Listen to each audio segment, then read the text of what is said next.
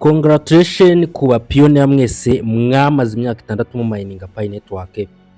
Ibyo mwari mutegereje birageze. Iri ni itangazo ryatangajwe mu kanya muri application ya Pi ndetse kuri social media za Pi. Ndagira ngo mbibasomere ibijyanye na Open Mainnet byose, mbibasomere amatariki bayatangaje. Ubwo rero ndagira ngo tubirebe uko bimeze. Pi network yatangiye ngo pioneers Pi network will official transition to the open network period. Ni ngo bagiye gutangira period open network mainnet. Okay, iyi ni period. Bakaba rero bavuze ati nkuko twari twakoze cyane tukagerageza nka community ya Pi mu myaka 6 ishize, tugafata ingamba zigiye zitandukanye, tukaba twakwachivinga vision yacu mu isi, aho rero bari bafite intego ko peer to peer ecosystem ndetse na online experience byo muri Pi network. Bakaba bari bafite intego yuko native coin yabo ariyo token ya Pi igomba kuba yagerwaho nyine.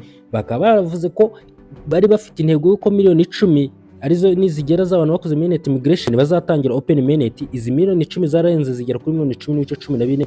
bivuze ko intego yabo yagezeho. Bivuze ko rero icyo bari bakeneye kwa upgradinga, bari bakeneye gutanga amakuru yerekeranye yuko open mainnet iri ready, yuko abantu bagera ku rwego rwo kuba bakora i open mainnet, bakaba bagera kuri achievement.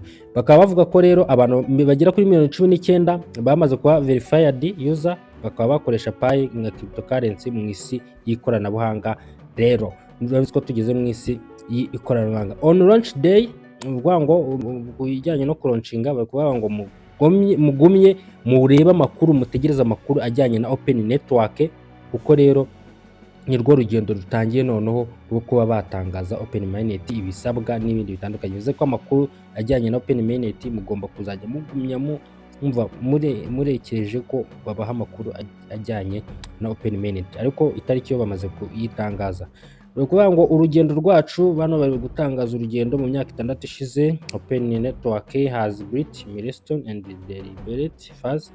Rero bari kuvuga ibyo bagiye bakora. Phase ya gatatu yari ibijyanye no gutangira closed mainnet. Closed mainnet barayatangiye mu 2021, aho bari bavuze ko rero bari batangiye kuba bagera ku bintu bigiye bitandukanye. Ariyo stage nyine yari iri gutuma abantu batangira KYC, bakaba bakora KYC, bakaba pioneers to complete KYC and obtain Pi on mainnet. Bakaba bakora applications zigiye zitandukanye. Mwabizi za applications zimwe zerekanaga ibijyanye no kuba ari abacuruzi bari gucuruza. Rero ikindi kwa team ikagenda itangaza ibigiye bitandukanye. Ngo mu 2022 closed network nyine yarakomeje, aho rero yagiye ikora ibigiye bitandukanye. Bagiye bavuga no ku grace period, bavuga igihe grace period yatangiye. Ibi ngibi ni bisobanura igihe uko bagiye bakora, ntago nabisoma byose. Icyo narinje kubabwira ni ubijyanye na open mainnet, amatariki bamaze gutangaza. Ubwo rero bakaba bavuze ibigiye bitandukanye. Ahangaha harimo ibintu byinshi, muraza kugenda mu bisome. Amakuru nari mbazaniye nayo ngayo.